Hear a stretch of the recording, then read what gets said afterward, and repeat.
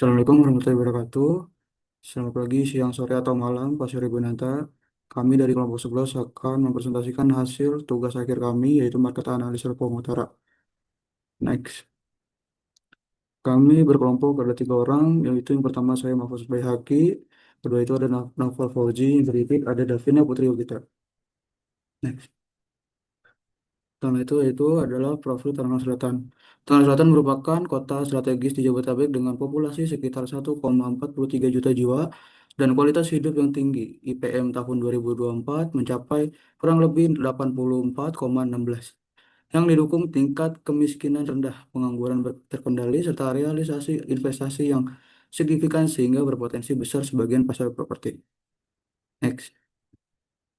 Selanjutnya itu ada profil Serpong Utara. Itu Serpong Utara adalah kawasan hunian dan komersial modern dengan penduduk sekitar 145.000 jiwa. Aksesibilitas tinggi melalui jaringan tol Transjakarta dan rencana MRT menjadikannya pusat pertumbuhan hunian dan bisnis di Tangerang Selatan. Next. Setelah itu ada profil demografi Serpong Utara yang berindikator jumlah penduduk itu 145.000 jiwa. Pendidikannya itu sekitar 74.000 sekian jiwa. Selanjutnya itu ada pekerjaan dominan ya 39.000 sekian karyawan swasta dan rata-rata gajinya itu 3 juta sampai 5 juta sekian. Yang terakhir itu adalah sektor ekonominya yaitu adalah jasa, perdagangan, properti dan UMKM. Next. Selanjutnya ada profil Geraha Raya. Berada di lokasi strategis segitiga emas Serpong Utara, Serpong, Jakarta Selatan, dan Jakarta Barat, dengan akses cepat ke tol dan bandara. Kawasan ini berkembang pesat dengan dukungan transportasi dan fasilitas lengkap. Alasan kami memilih Geraha Raya adalah kawasan ini menawarkan lokasi yang sangat strategis, akses transportasi yang lengkap, dan harga lahan yang kompetitif dibanding Brescia atau Longster. Selain itu, lingkaran lingkungan yang sudah berkembang dengan fasilitas pendidikan, kesehatan, dan gaya hidup dan memadai menjadikannya pilihan ideal untuk pengembangan klaster hunian bagi keluarga muda dan profesional berdaya beli tinggi. Next. Selanjutnya ada fasilitas Geraha Raya, yaitu rumah sakit. Kawasan ini didukung ulang. Yaitu itu ada fase Geraha Raya, yaitu kawasan ini didukung rumah sakit, akses tol, transportasi publik, pusat pembelanjaan, fasilitas olahraga, serta sekolah dan universitas ternama yang meningkatkan nilai dunia dan investasi. Next. Nah, ini adalah salah satu fasilitas-fasilitas di Geraha Raya yang cukup memadai bagi seluruh hunian yang berada di Geraha Raya. Next. Next. Data ini ada data statistik. Serpong Utara memiliki kepadatan penduduk tinggi dengan kontribusi hampir 10% dari total penduduk Tangerang Selatan. Komposisi pendidikan dan pekerjaan mencerminkan kawasan urban yang produktif dan stabil. Next. Selanjutnya ini ada pertama itu ada kepadatan dan pertumbuhan penduduk. Dari data di tahun 2025, jumlah penduduk Kecamatan Serpong Utara mencapai 136,9 ribu jiwa dengan kepadatan 6.120 jiwa per kilometer persegi. Selanjutnya itu ada jumlah penduduk berdasarkan pekerjaan. Berdasarkan data statistik penduduk Kecamatan Serpong Utara, paling banyak bekerja sebagai karyawan swasta dengan jumlah 39.367 jiwa. Tingkat kedua adalah pelajar atau mahasiswa sebanyak 33.492 jiwa. Selanjutnya itu ada jumlah penduduk berdasarkan pendidikan. Berdasarkan data statistik jumlah pendidikan berdasarkan tingkat pendidikan paling banyak adalah SLTA sederajat atau sederajat dengan total 46.158 jiwa. Peringkat kedua adalah diploma atau strata 1 sebanyak 21,614 jiwa. Selanjutnya itu yang terakhir jumlah penduduk berdasarkan jenis kelamin jumlah penduduk Kecamatan Serpong Utara pada tahun 2024 tercatat sebanyak 144,320 jiwa. Terdiri dari 71,871 ribu laki-laki dan 72,449 ribu perempuan. Selanjutnya ada perbandingan kecamatan. Dibanding kecamatan lain, Serpong Utara unggul dalam infrastruktur fasilitas modern dan daya beli masyarakat. Bersama Serpong dan Pondokaren, kawasan ini menjadi lokasi paling prospektif untuk investasi properti. Next. Selanjutnya itu ada analisa SWOT. Yang pertama itu ada kekuatan. Kekuatan utama terletak pada lokasi dan infrastruktur yang lengkap. Terus yang kedua itu ada kelemahan berupa keterbatasan lahan dan potensi kemacetan. Yang ketiga itu ada peluang berasal dari meningkatnya permintaan rumah tapak. Yang sementara yang terakhir itu ada ancaman datang dari persaingan kawasan dan fluktuasi suku bunga. Next. Selanjutnya di sini ada ukuran luas tanah dan lokasinya. Lokasi lahan proyek Luxora Residence ini berlokasi di Jalan Boulevard Geraha Raya Pondok Jagung Timur, Kecamatan Serpong Utara, Tangerang Selatan. Lokasi ini berada di kawasan yang sudah berkembang, memiliki akses jalan utama dan dikelilingi kawasan hunian existing. Dari hasil analisis, lokasi lahan tidak berada di kawasan banjir dan sesuai dengan peruntukan tata ruang sehingga aman untuk pengembangan perumahan. Selanjutnya di sini ada gambaran rumah tipe yang pertama yang memiliki luas bangunan 102 meter dan luas tanahnya 90 meter. Fasilitas lantai satunya ada carport untuk 2 mobil, taman depan, ruang tamu dan ruang makan, dapur dan kamar mandi. Fasilitas lantai duanya 3 kamar tidur, ruang keluarga, atas dan balkon. Balkon. Tipe ini dirancang dengan konsep tropis modern yang mengutamakan pencahayaan dan sirkulasi udara alami. Kelebihan dari rumah tipe satu ini terletak pada desain 2 lantai yang memisahkan area publik dan privat, carport yang luas memudahkan mobilitas penghuni, sementara kamar utama dilengkapi balkon untuk kenyamanan tambahan. Lingkungan hijau di sekitar rumah juga mendukung suasana hunian yang asri dan nyaman. Selanjutnya di sini ada gambaran rumah tipe yang kedua yang memiliki luas tanah 120 meter, luas bangunannya 135 meter. Lantai satunya terdiri dari karpet 2 mobil, teras, taman depan, ruang tamu, ruang keluarga, ruang makan, dapur, 2 kamar tidur, 2 kamar mandi, dan taman belakang. Lantai duanya terdiri dari 2 kamar tidur, 2 kamar mandi, ruang keluarga, dan balkon. Konsep desain utamanya yaitu modern minimalis tropis, target penghuninya keluarga urban, kesannya elegan, hangat, dan eksklusif. Kelebihan dari rumah tipe 2 ini adalah jumlah kamar yang lebih banyak dan tata ruang yang efisien tanpa ruang terbuang. Pencahayaan dan ventilasi alami sangat optimal karena adanya taman depan dan belakang. Tipe ini fleksibel untuk jangka panjang, cocok bagi keluarga dengan anggota yang terus bertambah serta memiliki nilai investasi yang tinggi. Selanjutnya segmentasi. Segmentasi pasar Luxora Residence difokuskan pada keluarga muda dan profesional urban berusia 25 hingga 40 tahun. Dengan pendapatan rumah tangga di atas 10 juta per bulan. Segmen ini cenderung mencari hunian rumah tapak yang aman, nyaman, dan memiliki fasilitas lengkap. Selain end user, proyek ini juga menarik bagi investor karena potensi sewa yang stabil di kawasan Gerhana Raya. Selanjutnya, feasibility study dan struktur organisasi developer.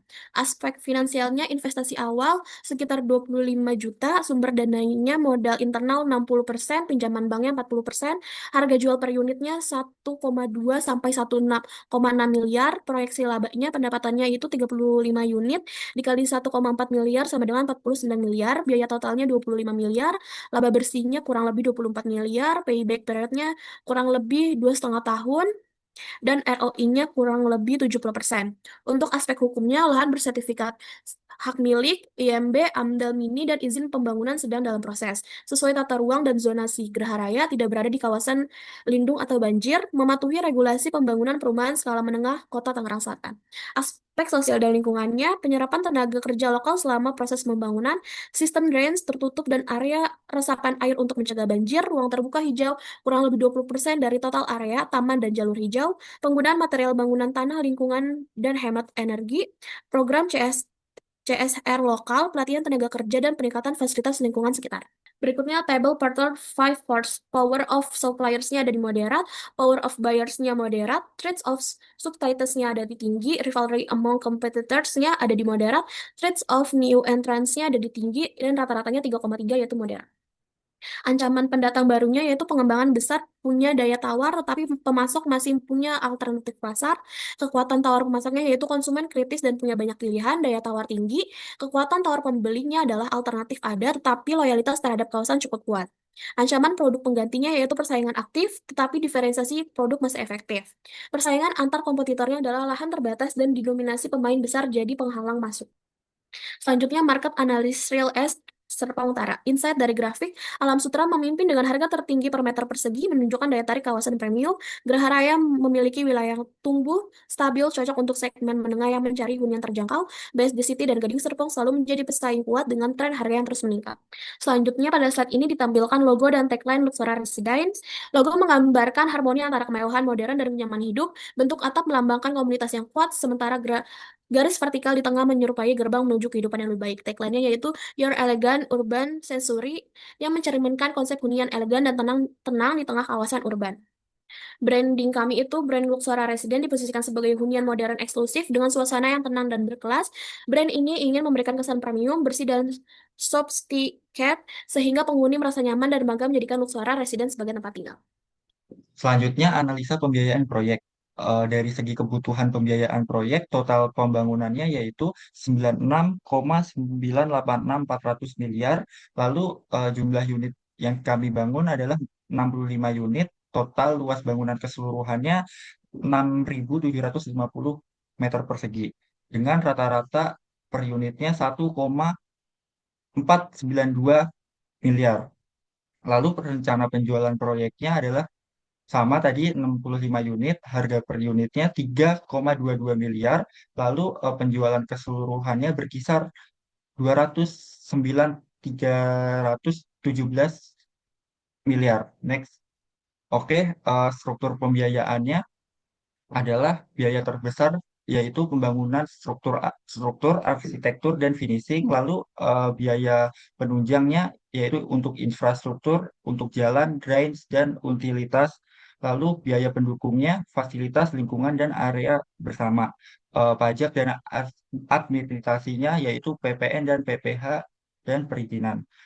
Lalu struktur biaya realistis ini sudah mencakup semua aspek proyek. Next.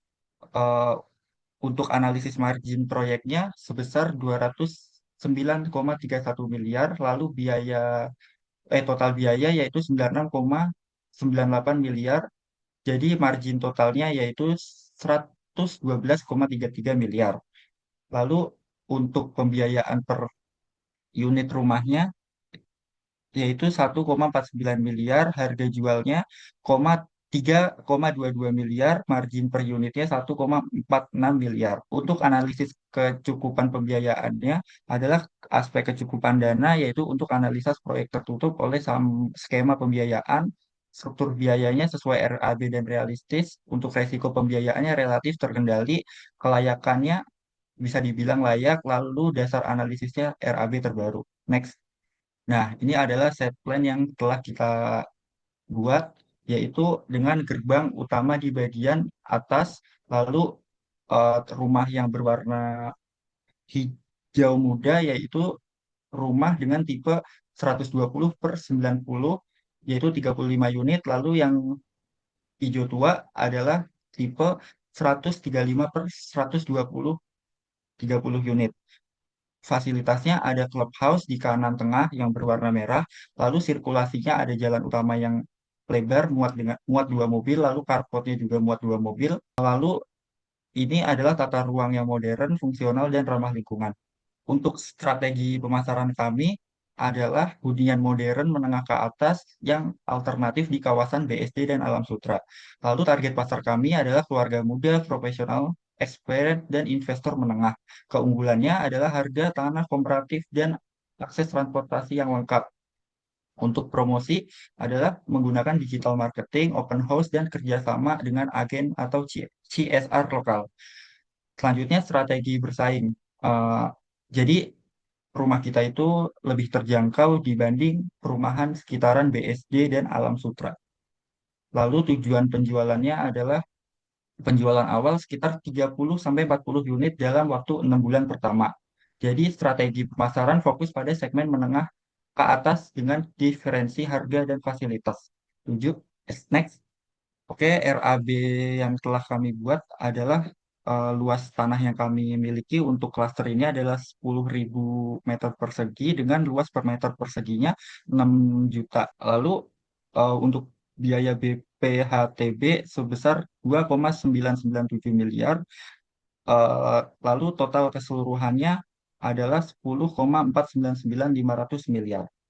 Untuk tipe rumahnya, tipe pertama yaitu 35 unit dengan luas 3 hektar 150. Lalu tipe yang kedua 30 unit dengan total luas keseluruhan 3.660%. Jadi total keseluruhan tanahnya adalah 6.750 untuk pembangunan rumah. Untuk rencana penjualannya, untuk tipe pertama yaitu satu rumahnya 2 miliar 794 miliaran, lalu yang tipe kedua 3 M 717 miliaran kurang lebihnya. Untuk total penjualan semuanya 65 rumah adalah 209 miliar kurang lebih. Next. Lalu untuk jumlah biaya keseluruhan kami dari pembelian tanah sampai perizinan proyek dan lain sebagainya adalah 95.478.900. Lalu untuk biaya bunga, pajak dan sebagainya adalah 17 miliar lah kurang lebih. Next, untuk cash flow ini kita menjelaskan proyeksi arus kas proyek Luxora Residence selama masa pengembangan dan penjualan. Arus kas ini menggambarkan pergerakan dana masuk dan keluar proyek secara bertahap sesuai dengan tahap pembangunan dan penjualan unit rumah. Pada tahap awal proyek, arus kas cenderung bernilai negatif karena terjadi pengeluaran besar untuk pembiayaan infrastruktur serta lain sebagainya. Seiring berjalannya waktu dan meningkatnya jumlah unit yang terjual, arus kas masuk mulai bertambah dan secara bertahap mampu menutup arus kas keluar. Pada fase ini, proyek mulai menunjukkan cash flow yang positif. Jadi secara keseluruhan, pola cash flow proyek Luxora Resident menunjukkan kondisi yang sehat karena pada akhir periode pengembangan arus kas berada di posisi dan stabil. Hal ini dapat dibuktikan bahwa proyek layak secara finansial. Next. Oke, kesimpulannya adalah berdasarkan analisis yang telah dijelaskan tadi, kawasan Geraha Raya dinilai layak dan perspektif untuk dikembangkan. Keunggulan lokasi yang strategis, pertumbuhan penduduk, daya beli masyarakat menengah ke atas, serta dukungan infrastruktur menjadikan kawasan ini menarik bagi pengembang hunian. Proyek ini juga menyasar pada keluarga muda dan profesional urban dengan konsep tapak rumah modern. Modern. Jadi nilai margin ini di kiri bawah menunjukkan bahwa proyek memiliki ruang keuntungan yang sangat besar, bahkan setelah memperhitungkan biaya konstruksi infrastruktur, pajak, aspirasi, dan cadangan resiko. Next, kesimpulan untuk analisis kelayakan finansial proyek KROI kami ini 100% yang menunjukkan bahwa proyek sangat menguntungkan dan memberikan pengembalian investasi lebih dari 2 kali lipat. Payback-nya adalah sekitar 2 sampai 2,5 tahun. Jadi untuk IRR-nya berdasarkan margin proyek yang tertinggi, periode pengembangan modal yang singkat, lalu tingkat penjualan yang ditargetkan 30 sampai 40% dalam 6 bulan pertama. Lalu RR proyek diperkirakan berada di kisaran 25 sampai 30% per tahun jauh di atas suku bunga deposito cash of capital perbankan, rata-rata return investasi properti. Jadi RRR yang tinggi menandakan proyek sangat layak secara finansial dan menarik bagi investor maupun lembaga pembiayaan. Next. Oke, mungkin sekian saja pemaparan dari kami. Kurang lebihnya mohon maaf. Terima kasih.